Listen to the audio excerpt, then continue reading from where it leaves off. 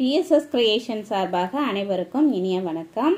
இன்னைக்கு கல்கி ரா கிருஷ்ணமூர்த்தி அவர்கள் எழுதிய சிவகாமியின் சபதத்தில் 3வது பாகத்தில் வரக்கூடிய 20வது அத்தியாயத்தை பார்க்கலாங்க. தலைப்பு காபாலிகர் குகை. வாதாபி சக்கரவர்த்தி புறப்பட்டு சென்று 3 நாள் ஆகியும் கோட்டை கதவுகள் திறக்கப்படவில்லை. இதை பற்றி நகரில் பல வகை வதந்திகள் உலாவிக் கொண்டிருந்தன. ஒப்பந்தப்படி வாதாபி படைகள் திரும்பி போகவில்லை, மறுபடியும் கோட்டையை நெருங்கி வந்து வளைத்து கொண்டிருக்கின்றன என்று சிலர் சொன்னார்கள். புலிகேசி வெளியில் போன பிறகு மகேந்திர பல்லவருக்கு ஏதோ ஓலை அனுப்பியிருந்ததாகவும் அதற்கு மறுமொழியை எதிர்பார்த்து காத்து கொண்டிருப்பதாகவும் சிலர் சொன்னார்கள். வாதாபி மகாராஜாவுக்கு மிகவும் வேண்டியவரான யாரோ ஒரு புத்த பிக்ஷுவை மகேந்திர பல்லவர் சிறையில் வைத்திருக்கிறாராம். அவரை உடனே விடுதலை செய்து அனுப்பாவிடில் மீண்டும் யுத்தம் தொடங்குவேன் என்று அந்த ஓலையில் எழுதியிருப்பதாக சிலர் சொன்னார்கள். ஆயனரையும் சிவகாமியையும் என்னுடன் அனுப்பி வைக்க வேண்டும், இல்லாவிடில் யுத்தத்துக்கு ஆயத்தமாக வேண்டும் என்று எழுதியிருந்ததாக இன்னொரு வதந்தி உலாவியது. மகேந்திர பல்லவருடைய ஆட்சி காலத்தில் காஞ்சி நகரத்து மக்கள் முதலாக இப்போதுதான் அவருடைய காரியங்களை பற்றி குறை கூற ஆரம்பித்தார்கள். புலிகேசியை காஞ்சிக்குள் வரவிட்டதே தவறு என்று சிலர் சொன்னார்கள். அப்படியே நகருக்குள் விட்டாலும் அவனுக்கு என்ன இவ்வளவு உபச்சாரம்? ஒரு சத்ரு அரசனிடம் இவ்வளவு தாழ்ந்து போகலாமா என்று சிலர் கேட்டார்கள். அந்த மூர்க்கனுக்கு முன்னால் நமது கலைச்செல்வி சிவகாமி ஆடச் சொல்லி இருக்க வேண்டியதில்லை. சிவகாமியின் நடனத்தை பார்த்து விட்டுத்தான் புலிகேசி தேன் குடித்த நரியாக ஆகிவிட்டான் என்று வேறு சிலர் அபிப்பிராயப்பட்டார்கள்.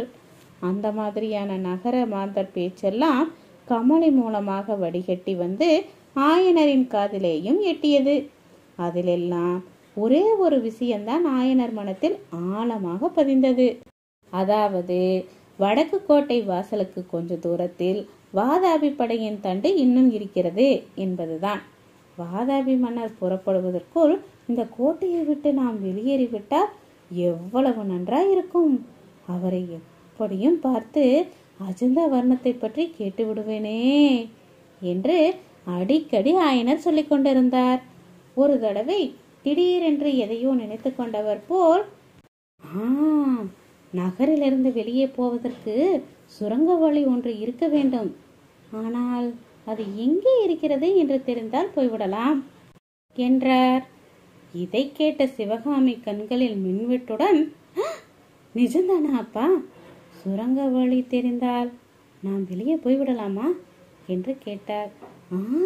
போய்விடலாம். நான் கூட அந்த சுரங்க வழியில் கொஞ்ச நாள் வேலை செய்திருக்கிறேன். ஆனால் அதற்கு வாசல் எங்கே என்று மட்டும் தெரியாதே, அதை எப்படி கண்டுபிடிப்பது என்று ஆயனர் ஏமாற்றமான குரலில் கூறினார். அப்பா, நம் கமலி அக்காவுக்கு அந்த சுரங்க வழி தெரியுமாம் என்று சிவகாமி மெல்லிய குரலில் கூறியதும் ஆயனர் பரபரப்புடன் எழுந்து கமலியின் அருகில் வந்து அவளுடைய கைகளை பிடித்து கொண்டு, என் கண்ணே, குழந்தாய், உன் தங்கச்சி சொல்வது உண்மைதானா? அப்படியானால் நீ எனக்கு அந்த சுரங்க வழியை காட்ட வேணும். இந்த உதவியை என் ஆயுள் உள்ளவரை மறக்க மாட்டேன் என்றார். ஆகட்டும் சித்தப்பா, ஆனால் சமயம் பார்த்துதான் உங்களை சுரங்க வழிக்கு அழைத்து போக வேண்டும். அங்கே பலமான காவல் இருக்கிறது என்றாள் கமலி. 3 தினங்களாக அஸ்வபாலர் அநேகமாக யோக மண்டபத்திலேயே காலம் கழித்து வந்தார். மண்டபத்திலிருந்த அடிக்கடி மணி சப்தமும் கலகல துணியும் பேச்சு குரலும் கேட்டுக்கொண்டிருந்தன. 4ஆம் நாள் இரவு ஜாமத்தில் ஆயனர் தூக்கம் பிடிக்காமல் பலகனியின் வழியாக அரண்மனை தோட்டத்தை எட்டி பார்த்து கொண்டிருந்த போது நிலா வெளிச்சத்தில் ஓர் அதிசயமான காட்சியை கண்டார். தோட்டத்தின் வழியாக நல்ல ஆஜானுபாகுவான ஆகிருதி உடைய ஒருவரை 2 புறத்திலும் 2 பேர் கையை பிடித்து நடத்தி கொண்டு வந்தார்கள். நடுவில் இருந்தவரின் கண்கள் துணியினால் கட்டப்பட்டிருந்ததாக காணப்பட்டது. இன்னும் சிறிது உற்று பார்த்த போது நடுவில் நடந்து கொண்டிருந்த ஆஜானுபாகுவான உருவம் ஒரு புத்த பிக்ஷுவின் வடிவமாக காணப்பட்டது. அந்த உருவம் ஆயனருக்கு நாகநந்தியை நினைவூட்டியது. ஒருவேளை நாகநந்தி தானா அவர்? ஊர் வதந்தியின்படி இந்த புத்த பிக்ஷுவுக்காகத்தான் புலிகேசி இத்தனை நாள் காத்து கொண்டிருந்தாரோ? நாகநந்தியை அதற்காகத்தான் சுரங்க வழியாக அனுப்புகிறார்களோ? அப்படியானால் நாகநந்தி போய் சேர்ந்ததும் புலிகேசி புறப்பட்டு விடுவார் அல்லவா? ஆஹா, எப்பேற்பட்ட அருமையான சந்தர்ப்பம் கை நழுவி போய் கொண்டிருக்கிறது. நாகநந்திக்கும் புலிகேசிக்கும் உள்ள உருவ ஒற்றுமை ஆயனருடைய மனத்திலும் அப்போது தென்பட்டது. நாகநந்தி அடிகள் உண்மையில் யாராயிருக்கலாம்? இவ்விதம் பற்பல எண்ணங்களினால் அலைப்புரண்ட ஆயனர் அன்று இரவு தூங்கவே இல்லை. பொழுது புலரும் சமயத்தில் யோக மண்டபத்திலிருந்து வீட்டுக்கு வந்த அஸ்வபாலர் ஆயனரை பார்த்தார். என்ன செப்பியாரே, இரவெல்லாம் நீர் தூங்கவில்லை போலிருக்கிறது என்றார். ஆமையா, தோட்டத்தில் உங்களுடைய யோக மண்டபத்தில் இரவெல்லாம் ஒரே கலகலப்பாய் இருந்ததே, என்ன விசேஷம் என்று ஆயனர் கேட்டார். அஸ்வபாலர், கலகலப்பாவது ஒன்றாவது, ஒருவேளை நீங்கள் கனவு கண்டிருப்பீர்கள் என்று சொல்லிவிட்டு, நண்பரே, ஆனால் ஒன்று உண்மை, நேற்று இரவு யோக சாதனத்தில் நான் ஓர் அபூர்வமான அனுபவத்தை அடைந்தேன். அதை உடனே போய் சக்கரவர்த்தியிடம் சொல்லிவிட்டு வர வேண்டும் என்று கூறி விரைந்து வெளியே சென்றார். அவர் போய் சில நிமிஷத்துக்கெல்லாம் கமலை வந்து ஆயனர், சிவகாமி இருவரையும் அவசரப்படுத்தினார். ஏற்கனவே முடிவு செய்திருந்தபடி முக்கியமான துணிமணிகளை ஒரு ஓலை பெட்டியில் எடுத்து வைத்து கொண்டு எந்த நிமிஷமும் கிளம்புவதற்கு அவர்கள் சித்தமாக இருந்தார்கள். எனவே உடனே மூவரும் கிளம்பி அரண்மனை தோட்டத்தில் இருந்த மண்டபத்துக்குள் சென்றார்கள். மண்டபத்தின் மத்தியில் இருந்த சிவலிங்கத்தை கமலி லாவகமாக அப்புறம் நகர்த்தினாள். லிங்கம் இருந்த இடத்தில் சுரங்க வழியின் படிக்கட்டு காணப்பட்டது. கமலி ஆயத்தமாக வைத்திருந்த தீபத்தை எடுத்து ஆயனரிடம் கொடுத்து, சித்தப்பா சீக்கிரம் என்றாள். ஆயனர் தீபத்தை வாங்கி கொண்டு சுரங்க வழியின் படிக்கட்டில் இறங்கினார். சிவகாமி கமலியை ஆர்வத்துடன் கட்டி கொண்டாள். இருவருடைய கண்களிலும் கண்ணீர் ததும்பிற்று. அக்கா, போய் வருகிறேன் என்று தழுதழுத்த குரலில் கூறினாள் சிவகாமி. தங்கச்சி, போய் வா, மறுபடியும் காஞ்சிக்கு திரும்பி வரும்போது பல்லவகுமாரரின் பட்டமகிழ்ச்சியாகத்தான் திரும்பி வர வேண்டும் என்று கமலி ஆசி கூறினாள். அக்கா, நான் திரும்பி வரும் வரை எனக்காக சின்ன கண்ணனுக்கு தினமும் 1000 முத்தம் கொடு என்றாள் சிவகாமி. கமலி சிரித்து கொண்டே, அவன் மூச்சு முட்டி சாக வேண்டியதுதான் என்றாள். சிவகாமி சுரங்கப்படியில் இறங்கிய போது அவளுடைய உள்ளம் பதை பதைத்தது. மார்பு படபட என்று அடித்து கொண்டது. ஒளி நிறைந்த குதூகலமான உலகத்திலிருந்து இருளும் ஐயமும் பயங்கரமும் நிறைந்த ஏதோ பாதாள உலகத்துக்கு போவது போன்ற உணர்ச்சி ஏற்பட்டது. அந்த உணர்ச்சியை மனோதிடத்தினால் போக்கிக் கொண்டு ஆயனரின் பின்னால் நடந்தாள். இருளடர்ந்த சுரங்கப்பாதையில் ஆயனரும் சிவகாமியும் ஏறக்குறைய ஒரு முகூர்த்த நேரம் நடந்தார்கள். இவ்வளவு நேரமும் அவர்களுக்குள் அதிகமான பேச்சு ஒன்றும் நடைபெறவில்லை.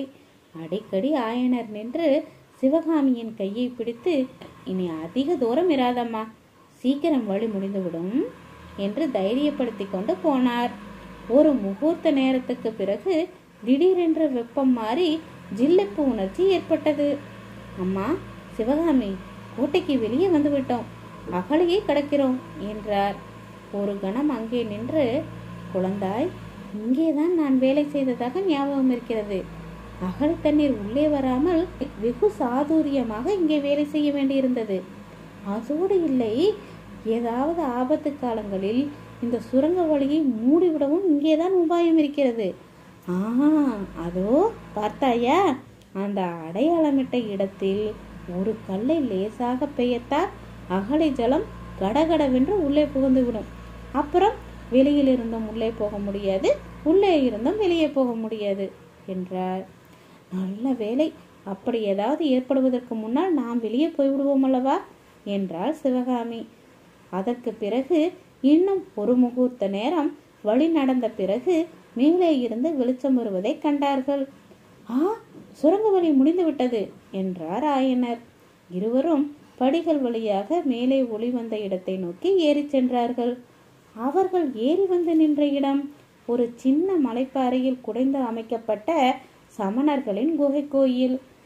ஜைன தீர்த்தங்கரர்களின் பெரிய பிரதிமைகள் அங்கே 3 காணப்பட்டன. ஆனால் என்ன பயங்கரம்! காபாலிகர்கள் அந்த சமண குகையை ஆக்கிரமித்து விட்டதாக தோன்றியது. எங்கே பார்த்தாலும் மண்டை ஓடுகள் சிதறி கிடந்தன. போதாததற்கு 3 தீர்த்தங்கரர்களின் சிலைகளுக்கு அப்பால் 4வது சிலையாக கண்ணை மூடிக்கொண்டு ஒரு காபாலிகன் உட்கார்ந்திருந்தான். உடம்பெல்லாம் சாம்பலை பூசிக்கொண்டு மண்டையோட்டு மாலை அணிந்திருந்த அவனுடைய தோற்றம் பார்ப்பதற்கு மிக கோரமாய் இருந்தது. ஆனால் நல்ல வேளையாக அவன் கண்களை இறுக மூடிக்கொண்டு யோக நிஷ்டையில் உட்கார்ந்திருந்தான். ஆயனரும் சிவகாமியும் 2வது தடவை அவனை பார்க்காமல் பாறையின் படிகள் வழியாக இறங்கி விரைந்து சென்றார்கள். கொஞ்ச தூரம் சென்ற பிறகு, அப்பா, இது என்ன? சமணர் குகை கோயிலில் காபாலிகன் வந்து உட்கார்ந்திருக்கிறானே என்று சிவகாமி கேட்டாள். அம்மா, இந்த பாறை ஒரு காலத்தில் சமண பள்ளியாக இருந்தது. மகேந்திர பல்லவரிடம் கோபித்து கொண்டு சமணர்கள் இந்த நாட்டை விட்டு போய்விட்டார்கள் அல்லவா? கோட்டை முற்றுகைக்கு முன்னால் காஞ்சி நகரில் உள்ள காபாலிகர்களை எல்லாம் வெளியில் துரத்திய போது இந்த குகையை அவர்கள் பிடித்து கொண்டார்கள் போல் இருக்கிறது. அவர்களுக்குத்தான் யுத்தம் என்றால் கொண்டாட்டம் தானே. கபாலங்கள் ஏராளமாய் கிடைக்கும் அல்லவா? இப்படி பேசிக்கொண்டு ஆயனரும் சிவகாமியும் காட்டு பிரதேசத்தின் வழியாக நடந்து போனார்கள். கொஞ்ச தூரம் போவதற்குள்ளே அவர்களுக்கு எதிர்ப்புறத்திலிருந்து பலர் கும்பலாக வரும் பெரும் முழக்கம் கேட்டது. சில நிமிஷத்துக்கெல்லாம் ஒரு பெரும் கும்பல் அவர்கள் கண் முன்னால் எதிர்பட்டது.